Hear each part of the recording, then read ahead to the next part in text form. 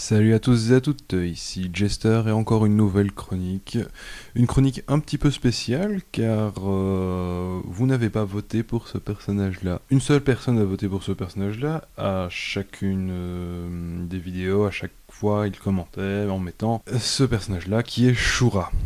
Donc voilà, cette vidéo est un petit peu dédiée à cette personne-ci, hein, parce qu'elle me fait un petit peu de peine à chaque fois à voter pour Shura et personne d'autre ne suit en votant aussi pour Shura. Donc voilà, je te réponds de cette façon, voilà, pour te remercier en même temps, pour ta fidélité. Voilà, donc nous allons commencer avec Shura du Capricorne. Shura est un personnage phare de l'histoire de Senseiya car il tue Aiolos et tente aussi de tuer Athéna en se méprenant. Il se sacrifie d'ailleurs en sauvant Shiryu à la fin de l'arc sanctuaire pour expier ses fautes. Il reviendra par ailleurs lors de l'arc Hades sanctuaire afin de donner son armure à Athéna et combattre à ses côtés. Comme d'habitude, on va un petit peu parler de la constellation avant de parler du personnage. Donc Rhea, pour sauver son fils de Cronos, le confia à la nymphe Admantea, je suis pas vraiment sûr de la prononciation, qui suspendit l'enfant à une branche d'arbre, celui-ci se trouvant entre la terre et les cieux et la mer, ce qui le rendant invisible aux yeux de Cronos, puis se nourrit avec le lait de la chèvre Amalthée. Il est dit que Zeus cassa accidentellement la corne de la chèvre, ce qui devint ensuite la corne d'abondance, et puis plus tard, il fit de l'animal une constellation en guise de remerciement. Une autre origine mythologique pour la constellation du Capricorne est une transformation ratée du dieu Pan, qui se serait changé qu'à moitié en poisson lorsqu'il fuyait un typhon. Cette dernière hypothèse semble plutôt proche de la forme habituelle de nos Capricornes, qui montre une chèvre avec des membres antérieure remplacée par une queue de poisson à l'instar de la scale du cheval des mers. Kurumada n'a cependant pas conservé la queue de poisson et a donné à la cloche des membres postérieurs en forme de pattes. D'ailleurs, cette constellation était pourtant représentée avec une queue de poisson depuis l'ancienne Babylone il y a plus de 3000 ans. Au niveau du nom du personnage, le nom vient des Ashuras, qui sont à l'origine des divinités hindouistes considérées comme des demi-dieux guerriers assoiffés de pouvoir opposés des devas bénéfiques. Au Japon, ce sont des divinités protectrices dans le bouddhisme, et leur nom est parfois abrégé en Shura, qui signifie carnage. Leur nom se retrouve aussi parmi les 6 mondes de la réincarnation où l'un des mondes est nommé Ashurakai ou Shurakai et correspond à des combats sans fin entre des dieux guerriers. Il est possible que le nom du Gold Saint du Capricorne ait été choisi en allusion à ces êtres pour montrer le côté martial de Shura. Ensuite, ses attaques. Au niveau de ses attaques, on a le coup de pied du Capricorne représentant la queue de la constellation. Ensuite, nous avons Excalibur. Ah, Excalibur, c'est le point le plus intéressant justement, car c'est une référence au dernier roi celte,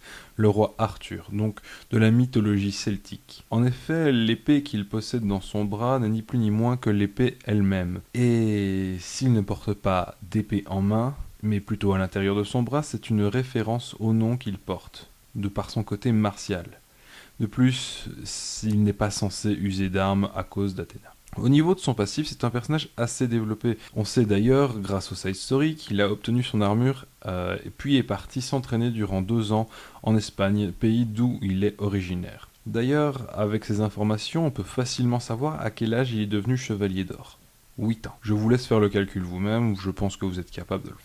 C'est un personnage très fier, avec un grand sens de l'honneur et de la justice. D'ailleurs, en fonction du manga ou de l'anime, il change un petit peu car dans le manga, il pense que la justice doit être exercée par la force. Et donc, il sait plus ou moins que le pop est un faux, que c'est Saga. Alors que dans l'anime, il est tout à fait dans l'ignorance. Enfin, au niveau évolution, il reste assez constant. Il a juste développé une relation très particulière avec Shiryu, à qui il lègue son épée, et Shiryu le prend lui comme, en quelque sorte, second maître. Ensuite, il est vrai que je n'ai pas encore abordé les relations de Shura. Et en fait, il s'avère qu'il y avait quand même pas mal de relations. On souvent dit qu'il est en relation assez ami avec Desmas et Aphrodite. C'est une rumeur qui n'est née uniquement du fait qu'ils aient le même âge. En effet, ils ont tous les trois 23 ans. Par contre, quelque chose qui était avéré, eh bien, c'est sa relation avec Aiolos. En effet, ils étaient amis avant la trahison, entre guillemets, de celui-ci. Après, tout ce qu'il fera, c'est chercher la rédemption qu'il trouvera après de longs combats dans la partie Soul of Gold, où il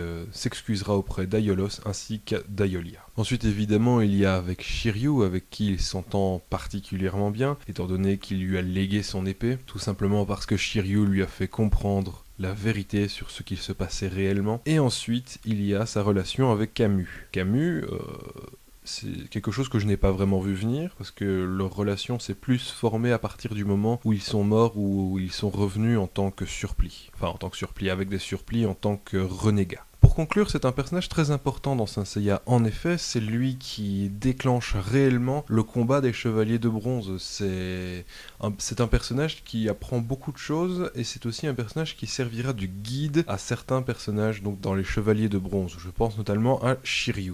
C'est un personnage très intéressant car c'est un personnage qui aura cherché une certaine rédemption durant l'entièreté de la série. Et à la fin de sa vie, il finit par avoir cette dernière. Que ce soit auprès de Shiryu, auprès de Aiolia, auprès d'Aiolos ou tout simplement auprès d'Athéna. Voilà, c'est tout pour Shura, j'espère que vous avez appris des trucs. Si c'est le cas, bien j'en suis ravi, si c'est pas le cas, bien j'en suis désolé.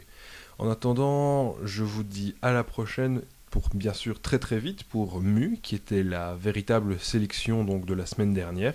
Donc Mu devrait arriver donc à mon avis courant de semaine. Voilà. Donc pour le coup restez connectés, elle va bientôt arriver. Allez, sur le coup je vous dis ciao les mecs et surtout portez-vous bien.